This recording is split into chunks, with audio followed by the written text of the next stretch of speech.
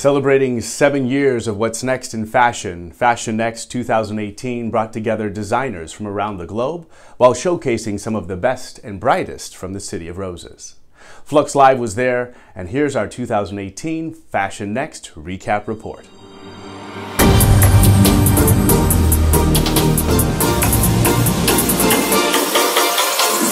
From the plaza exhibits and after parties, and right to the edge of the runway, Flux Live was there streaming live during much of this fashion-infused event.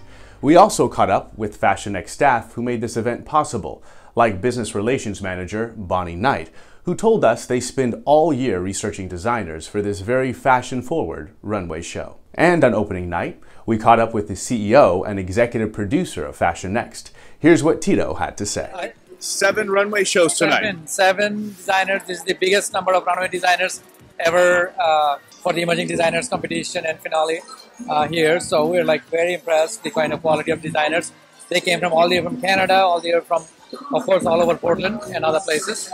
So we're like very impressed with the quality of designers that we have been able to support through the incubators and accelerators we provide for them mentorship. And you saw the result of that tonight. The first night of Fashionxt featured the Up Next Emerging Designers Accelerator Finale, where 7 up-and-coming fashion designers premiered their looks on the runway. Winners, Ofield and ALO, took the awards for 2018. As part of their prize package, both designers' collections will be featured at Anne Bocci Boutique and Gallery. Now, if you saw our coverage of Fashionxt 2017, you saw that 2 fresh designers made our list of the top 5 fashion moments. Of course, we're talking about Tony Ike of Thor and Sundari Franklin of Mini Opal. And no surprise to us, both of these designers were recognized at the 2017 Mercedes-Benz Portland Fashion and Style Awards. Tony accepted the award for Best Menswear Designer for designs by Thor, also known as the House of Rose. And Sundari took home the award for the Best Emerging Designer for Mini Opal. I didn't know anybody a year ago. I wasn't in the fashion industry here. I'm so freaking happy right now!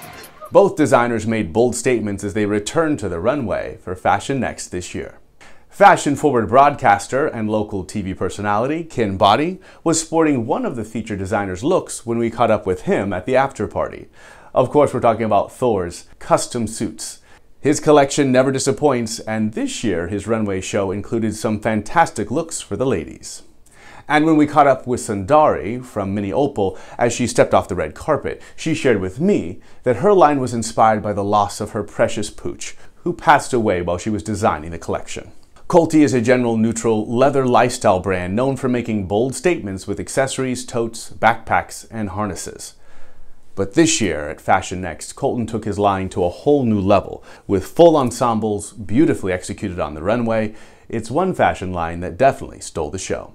Well, Brent Collier agreed when we caught up with him. Of course, he's the owner of Collier on Broadway, and he shared with us about his new store location, The Spot on 12th, as well as his take on the night's fashions. And he shared this breaking news with Flux Live. I was thinking about it, and then now that I sat there and watched, I want to get back because I used to do these. And You heard it first here on Flux Live.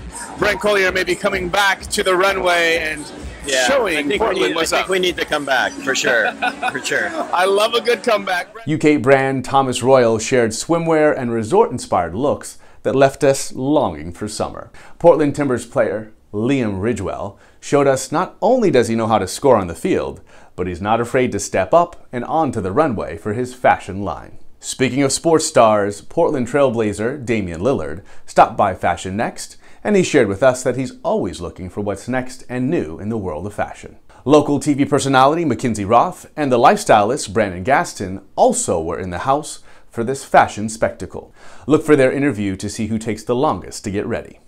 Rounding out 4 great nights of fashion, Project Runway All-Star winner from New York, Mando Guerra, made a splash with his colorful and outspoken looks on the final night of Fashionxt. His imaginative looks might be more than most people would wear on their next trip to the grocery store, but they could be the perfect fit for someone in Portland.